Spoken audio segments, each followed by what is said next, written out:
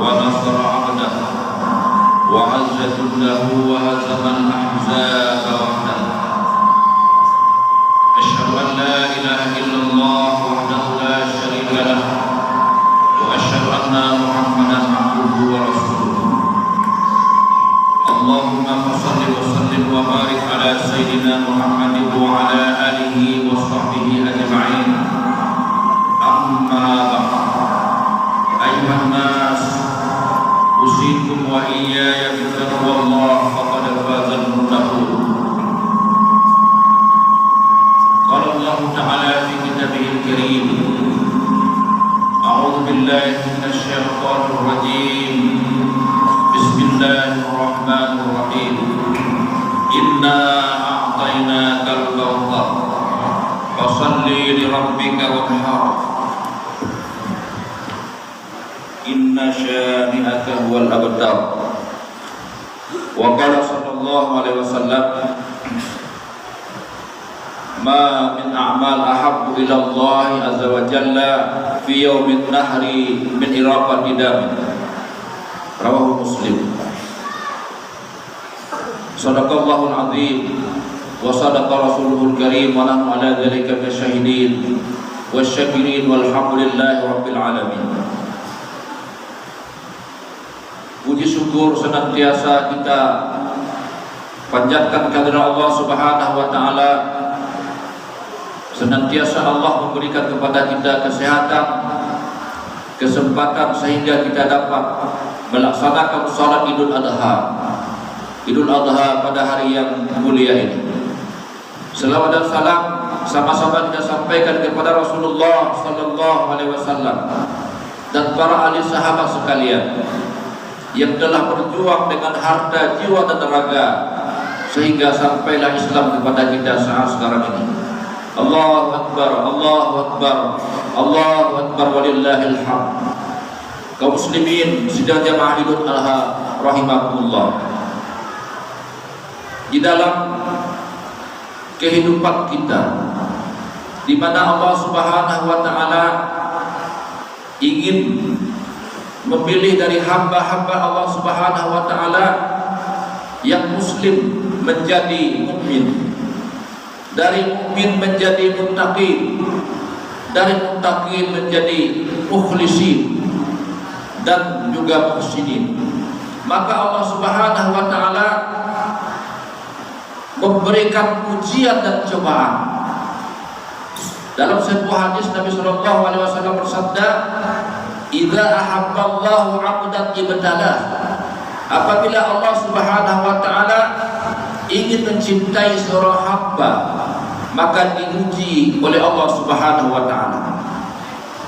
Demikianlah Ibrahim mendapat gelar Khalilullah, kekasih Allah, orang yang sangat dekat dengan Allah Subhanahu wa taala. Bukan gelar itu didapatinya dengan begitu saja, langsung begitu lahir, tidak, tetapi melalui ujian-ujian dari Allah Subhanahu wa taala. Ujian yang pertama adalah ketika beliau mendakwahi ayahnya tercinta Azar. Ya abati lima ta'budu ma la yasma'u wa la ya'qilu. Wahai ayahku, kenapa kamu menyembah patung berhala yang tidak bisa mendengar, tidak bisa mengetahui apapun? Qala la illam tantahi la arjumannak wahjurni maliya. Malah ayahnya menjawab, Ibrahim, berhenti kau menceramahi saya, kalau tidak akan kulempar kamu dengan batu. Wahjurni maliya, tinggalkan aku selamanya, jangan kau dakwahi lagi. Seorang anak yang soleh bukan memaki ayahnya, tapi keluar kata-kata, Sa'astaghfiru laka rabbi innahu kana bi hafiyya. Saya akan minta ampun untukmu wahai ayahku kepada Allah, karena Tuhanku Maha Pengasih kepadamu. Kaum muslimin sidang jamaah rahimakumullah. Inilah ujian yang pertama ketika Nabi Ibrahim alaihissalam mendakwahi orang tuanya. Kemudian beliau berdakwah kepada kaumnya. Ketika itu kaumnya menyembah patung, di mana di seluruh tempat-tempat ibadah penuh dengan patung-patung, sehingga dari antara ratusan patung itu ada patung besar. Patung besar itulah lalu mereka sembah setiap hari dan setiap saat. Nabi Ibrahim masuk ke dalam tempat mereka beribadah, kalau istilah agama Nasrani gereja. Kemudian Nabi Ibrahim menghancurkan patung-patung yang kecil. Kemudian ketika itu ditinggalkanlah patung besar dan kampak ditaruh di leher patung itu. Kemudian ketika ditanya, "Man fa'ala hadza bi alihatina ya Ibrahim?" Fas'alu kabirahum in kanu yantiqun. Ketika itu mereka bertanya, "Ya Ibrahim, siapa yang melaksanakan ini? Yang menghancurkan patung-patung kecil ini?" Itu dihancurkan oleh patung besar. Fas'alu, tanya kepada patung besar itu kalau dia bisa berbicara. "Ya Ibrahim, kamu tahu bahwa patung ini nggak bisa berbicara." Nabi Ibrahim timbul akal, timbul pemikirannya untuk mendakwahi kaumnya. "Lima ta'budu ma la ya'qil." Kenapa kalian menyembah yang tidak berakal, tidak bisa mendengar, tidak bisa menjawab doa-doa kalian? Marah kaumnya. Lalu harriqu, kumpulkan kayu bakar. Lalu mereka mengumpulkan kayu bakar. Muslimin rahimahullah. Ketika itu Nabi Ibrahim dibakar di dalam kayu yang begitu besar, ditimbun kemudian api yang begitu besar membara. Lalu Allah Subhanahu wa taala menyelamatkan. "Kuni bardan wa salaman ala Ibrahim." Dingin wahai api, berikan keselamatan kepada Nabi Ibrahim alaihissalam. Api yang panas bisa menjadi dingin dengan kehendak Allah Subhanahu wa taala, tidak bisa membakar. Muslimin rahimahullah. Kemudian Nabi Ibrahim alaihissalam diberikan ujian lagi oleh Allah Subhanahu wa taala. Ketika selamat dari api, Nabi Ibrahim ketika itu dia berdoa kepada Allah Subhanahu wa taala 86 tahun. "Rabbi habli minas shalihin." Bukan sebentar, muslim rahimahullah. Ibrahim tinggal di Palestina, disuruh pindah ketika Ismail baru lahir. Ketika itu muslim rahimahullah berdoa selama 86 tahun baru dikabulkan oleh Allah Subhanahu wa taala. Nabi Musa berdoa 40 tahun baru dikabulkan oleh Allah Subhanahu wa taala. Pernahkah kita berdoa selama 10 tahun dan doa kita belum dikabulkan oleh Allah? Pernahkah kita iringi dengan sedekah, dengan salat malam, dengan duha, dengan kurban? Nabi Ibrahim setiap tahun berkurban ribuan ekor onta, ratusan ekor yaitu lembu, dan juga 10.000 ekor kambing. Namun doa beliau juga belum dikabulkan Allah Subhanahu wa taala. "Wala tayasu min rauhillah." Janganlah kita berputus asa cepat sekali kepada nikmat Allah Subhanahu wa taala. Maka dunia ini jangan kita lihat ke atas, lihatlah ke bawah. Di mana ketika kita melihat ke atas, semakin kurang rasa syukur kita kepada Allah Subhanahu wa taala. Hari ini kita sudah punya mobil kurang mewah.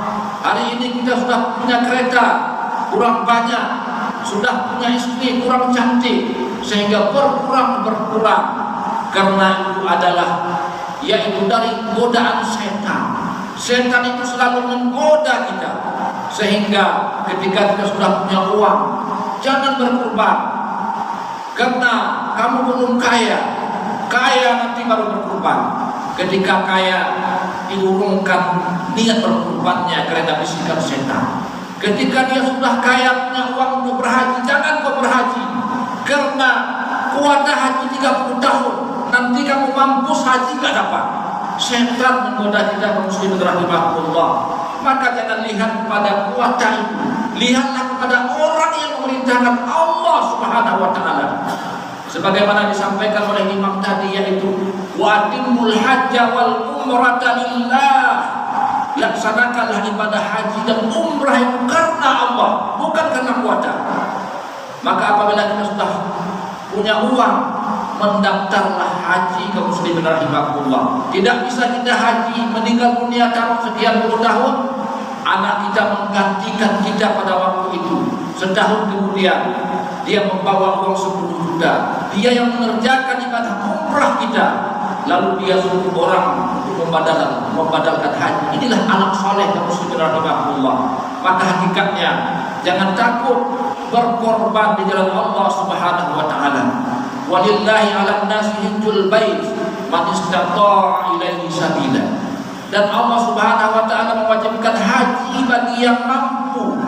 Mampu sekarang bukanlah mampu rahilah kaum muslimin, karena kuota kita menunggu, tapi mampu secara ongkos untuk berangkat mendaftar 25 juta.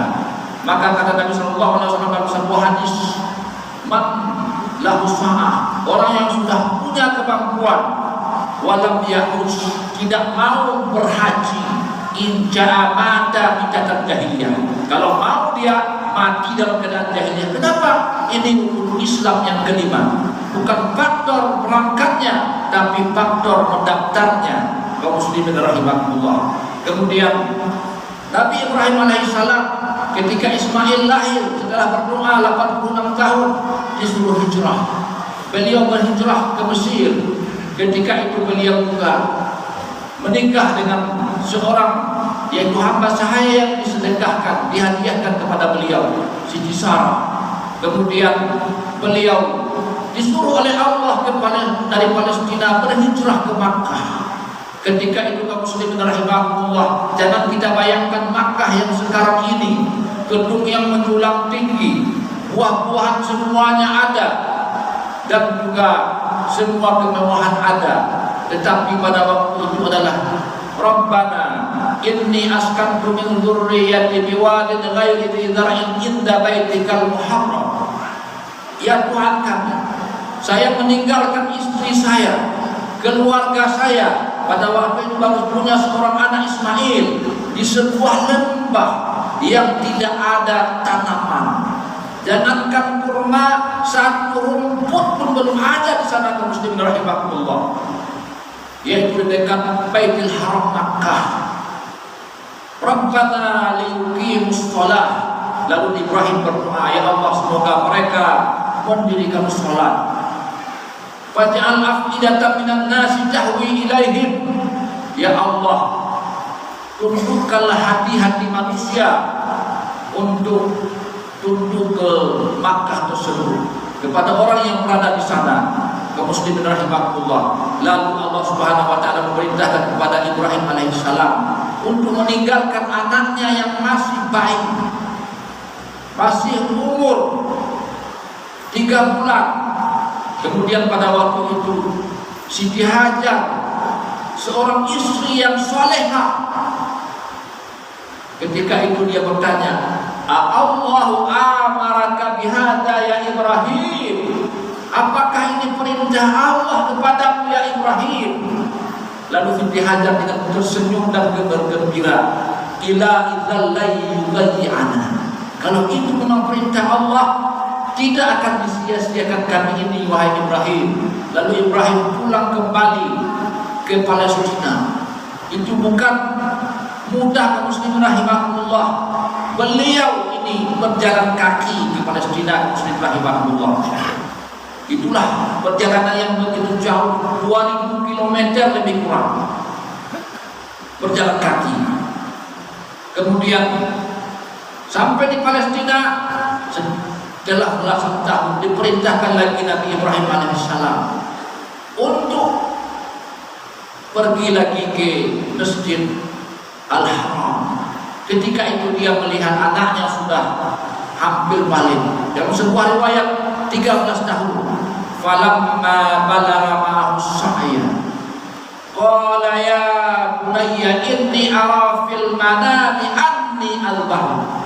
Coba kita pikirkan, kita lihat muslim rahimahullah, demi menempat dakwah dia meninggalkan keluarganya. Tapi zaman sekarang seorang suami terkadang meninggalkan istrinya belum sampai 3 bulan sudah selingkuh, belum sampai 1 bulan dia sudah curhat di media sosial, di Facebook, di mana-mana dia mengeluhkan nasibnya, mengeluhkan yaitu dirinya, bahkan dia sudah yaitu WA-an, sudah video call dengan laki-laki lain. Tapi ini adalah seorang wanita yang salehah, 14 tahun ditinggalkan oleh suaminya. Dia tetap tegar muslim dan berusaha, sehingga pada suatu hari Nabi Ismail dalam keadaan tidak ada air, tidak ada makanan dan minuman, kehausan pada waktu itu. Lalu Siti Hajar naik ke Bukit Safa, turun ke Marwah, kemudian turun lagi ke Ka'bah berulang kali sampai 7 kali, sehingga ketika itu anaknya ditinggalkan di dekat Ka'bah. Ketika itu kaum muslimin rahimahullah, dengan usaha seorang wanita tersebut mengharap ada sebuah keberkahan sesudah kehidupan di Makkah itu, maka ketika dia kembali selesai 7 kali dia berputar balik, 7 kali dia berkeliling, diabadikan Allah menjadi yaitu tawaf dan juga sa'i di antara Safa dan Marwah selama 7 kali. Ketika dia melihat air sudah keluar dari jemari Nabi Ismail alaihissalam, zam-zam, zam-zam, zam-zam, kalau bahasa dulu berkumpul, sehingga sampai hari kiamat tidak akan kering kaum muslimin, kecuali nanti sudah terjadi tanda-tanda kiamat di mana zam-zam itu akan kering.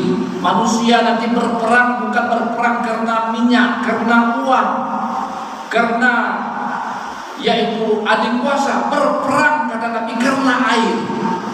Sungai Fufrat nanti sudah kering, begitu juga sungai Nil sudah mengering, tanda-tanda hari kiamat muslimin rahimahullah.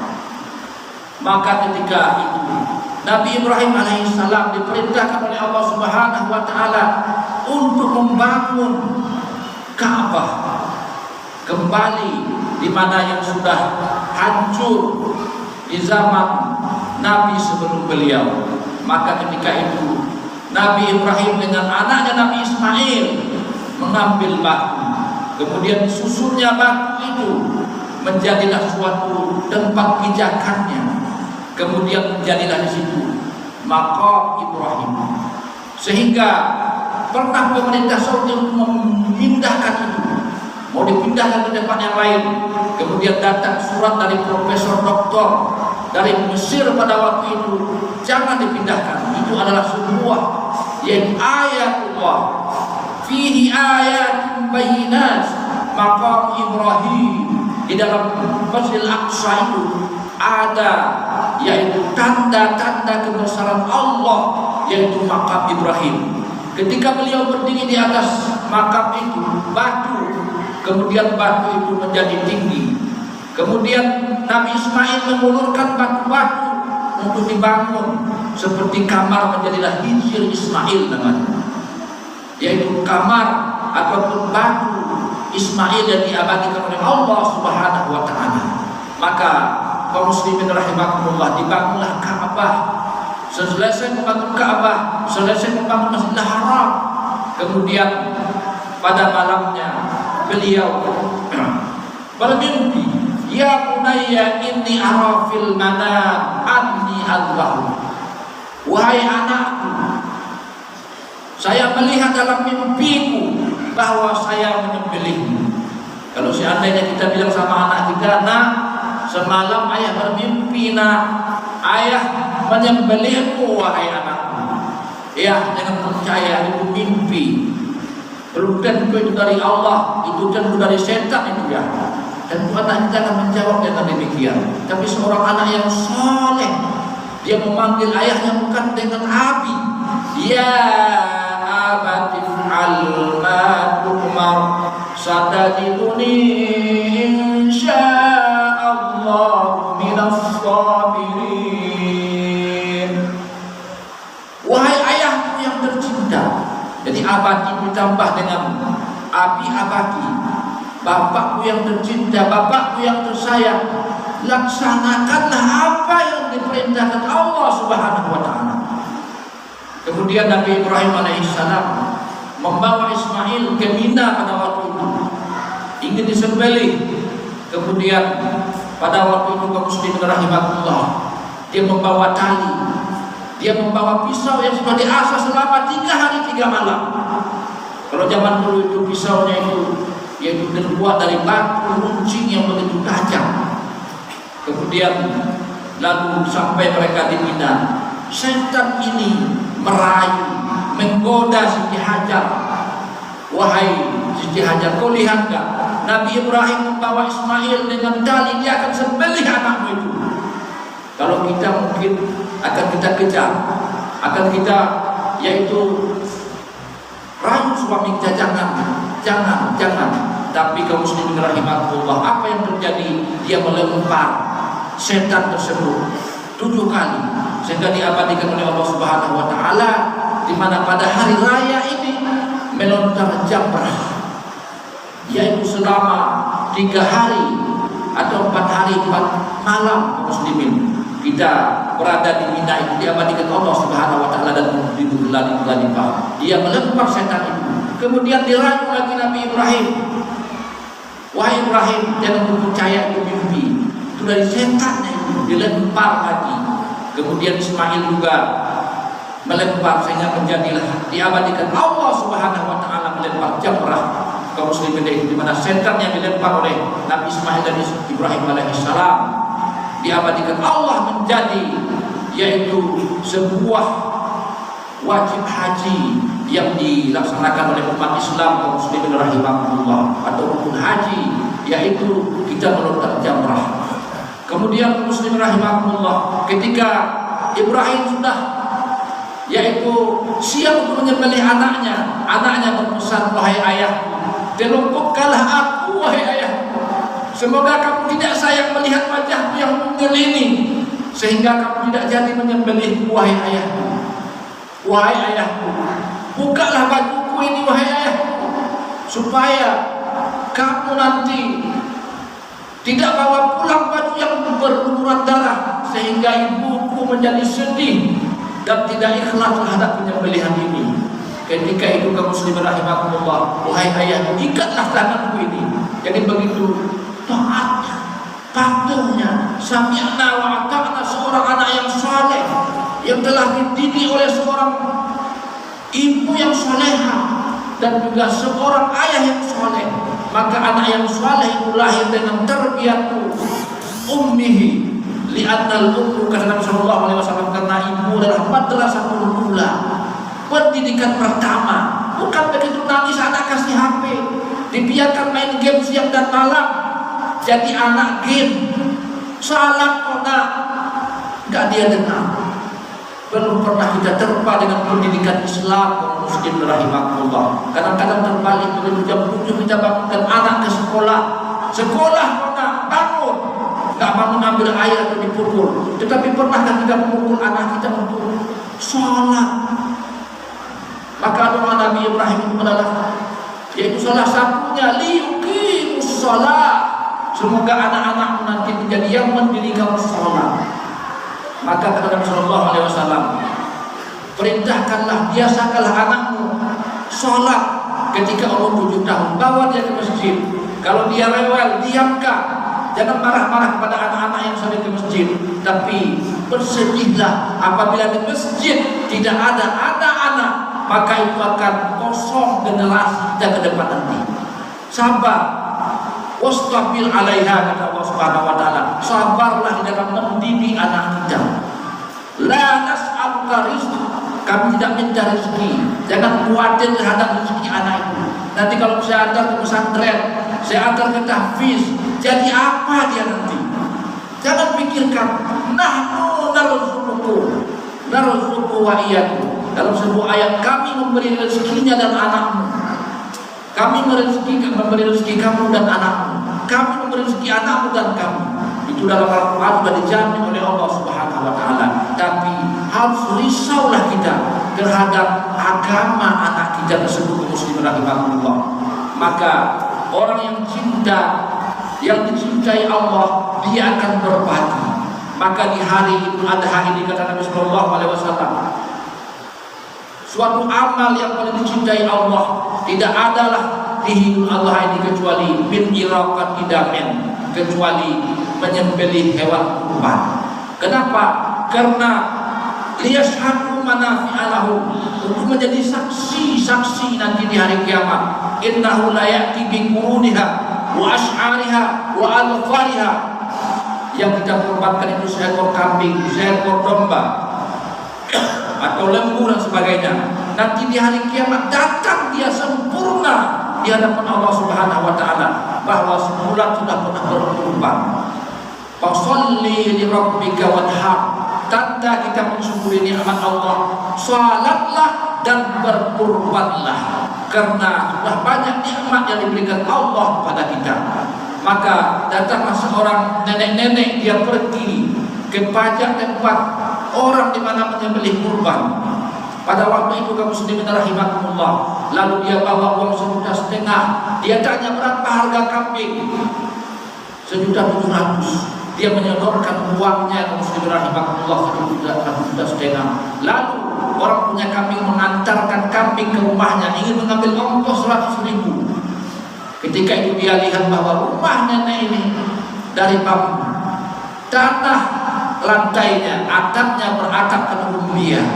Dia yang menjual kambing puluhan tahun gak pernah berkorban, lalu menangis. Tidak jadi dia mengambil, yaitu dari ongkos tadi. Begitulah kaum muslimin rahimahullah. Apabila fa'idza azamta fatawakkal 'ala Allah, apabila kita sudah mengazamkan untuk kebaikan, maka tawakal. Tawakal itulah ikhtiar yang pertama. Ikhtiarnya adalah kita ingin menjadi anak kita anak yang soleh, didik ke pesantren, jadikan dia menghafal Al-Quran, dan tidaklah sia-sia masa depannya. Kemarin ada anak yang habis 30 juz, melamar Polri, melamar TNI, diluluskan tanpa mengikuti jenjang tes kaum muslimin rahimahullah. Itu jaminan. Dan juga di UI, kalau ada anak habis 30 juz, beasiswa seumur hidupnya. Kaum muslimin itulah yang balasan dari orang tua mendidik anaknya menjadi anak yang saleh. Maka sebagai tanda syukur kita kepada Allah, maka berkorbanlah. Tidak mampu tahun ini, tahun depan, gak mampu kita secara yaitu langsung angsurlah, buat kelompok win ini, buat kelompok 7 orang satu kelompok, buat kelompok. Gak mampu juga beli yaitu seekor domba biri-biri yang harganya hanya sekitar 1.400.000.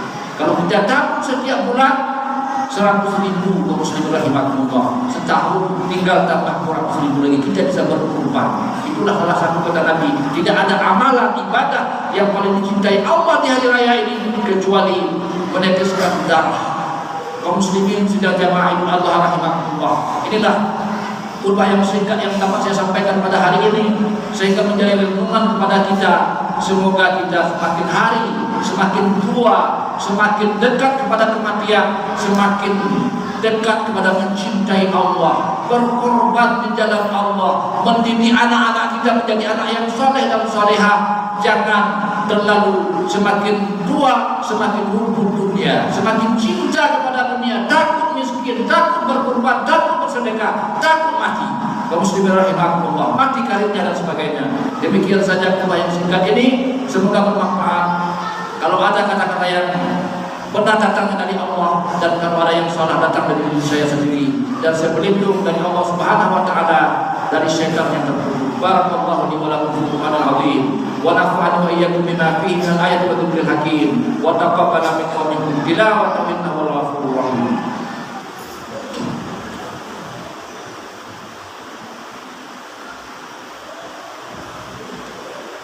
Alhamdulillah rabbil alamin, wal 'aqibatu lil muttaqin, wa la 'udwana illa 'alal zalimin. Asyhadu an la ilaha illallah wahdahu la syarika lah, wa asyhadu anna Muhammadan salli wa sallim wa barik ala sayyidina Muhammad wa ala alihi wa sahbihi ajma'in. Amma ba'd, ayyuhan nas, usikum wa iyaya bittaqwallah faqad fazal muttaqun.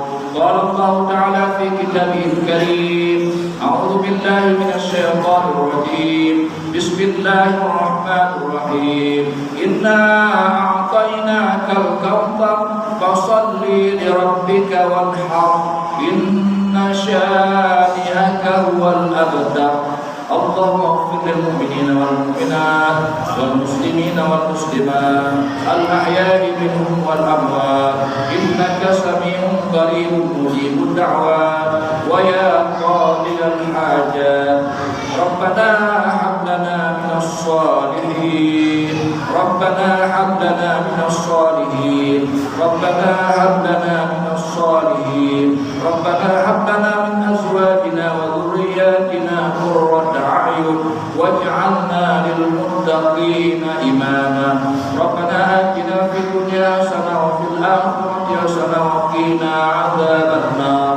Ibadallah, innallaha ya'muru bil 'adli wal ihsan wa ita'i dzil qurba wa yanha 'anil fahsya'i wal munkari wal baghi ya'idukum la'allakum tadhakkarun.